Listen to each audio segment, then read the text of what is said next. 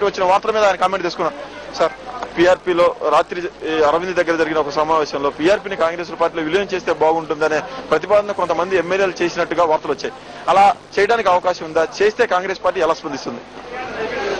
ఇది ఒక మంచి పరిణామం అండి. ఎందుకంటే గత ఎన్నికల్లో ఉన్నటువంటి పరిస్థితులు ఏ పార్టీకి ఎంత ఓట్ల శాతం వచ్చిందని క్లియర్ గా అర్థమైంది. అలాగే ఆ శాసనసభ్యుల నుంచి కూడా ప్రతిపాదన రావడం అనేది ఆలోచించాల్సినటువంటి విషయం.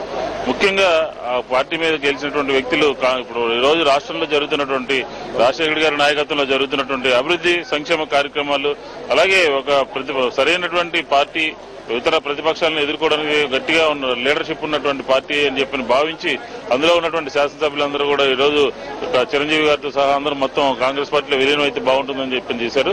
ఇది మంచి ఆలోచనే. కానీ స్థానికంగా ఉన్నటువంటి నాయకత్వాలు మిగతా అనేక విషయాలను దీని మీద మాట్లాడాల్సినటువంటి అవసరం ఉంటుంది. చిరంజీవి గారు వస్తే కాంగ్రెస్ పార్టీ ఎప్పుడు కూడా స్వాగతిస్తుంది. అంటే ఒక పార్టీగా ప్రజారాజ్యం ఏర్పడి ఎగసిపడి అయితే ఆశించే స్థాయిలో ఫలితాలు సాధించలేకపోయింది, కానీ పార్టీగా మనుగడ సాధించే అవకాశాలు ఆ పార్టీకి ఉన్నాయా లేవా? ఇప్పుడు చిరంజీవి గారిని వారికి ఉన్నటువంటి పార్టీకి ఉన్నటువంటి దాన్ని కూడా మేము ఏమాత్రం కూడా కించపరచడం కానీ లేకపోతే తక్కువగా ఆలోచన చేయడం కానీ అలాంటి పరిస్థితులు ఏమి లేవు. కానీ ఈ రోజు ఉన్నటువంటి పరిస్థితులన్నీ కూడా గత ఎన్నికల్లో వచ్చినటువంటి ఫలితాలు కానీ లేకపోతే పార్టీకి ఉన్నటువంటి ఓట్ల శాతాన్ని కానీ కూడా మనం అన్ని కూడా ఒకసారి పరిశీలించి కాంగ్రెస్ పార్టీతో పీఆర్పీ కూడా చిరంజీవి గారి నాయకత్వంలో కలిస్తే బాగుంటుందని చెప్పని కూడా మేము అందరం కూడా భావిస్తాం. మీరు ఒక ఎమ్మెల్యేలందరూ పీఆర్పీ ఎమ్మెల్యేలు కూడా గత కొంతకాలం నుంచి ఇలా పార్టీ మారే ఆలోచన కానీ కాంగ్రెస్ పార్టీలకు దగ్గర అయ్యే ఆలోచన కానీ చేస్తున్నాను. ఎందుకు ఎమ్మెల్యేలు ఈ విధంగా ఆలోచిస్తూ ఉంటారు? అంటే ఇప్పుడు ఉన్నటువంటి పరిస్థితులన్నీ కూడా వాడికి కళ్ళ కట్టడం కనబడుతున్నాయి.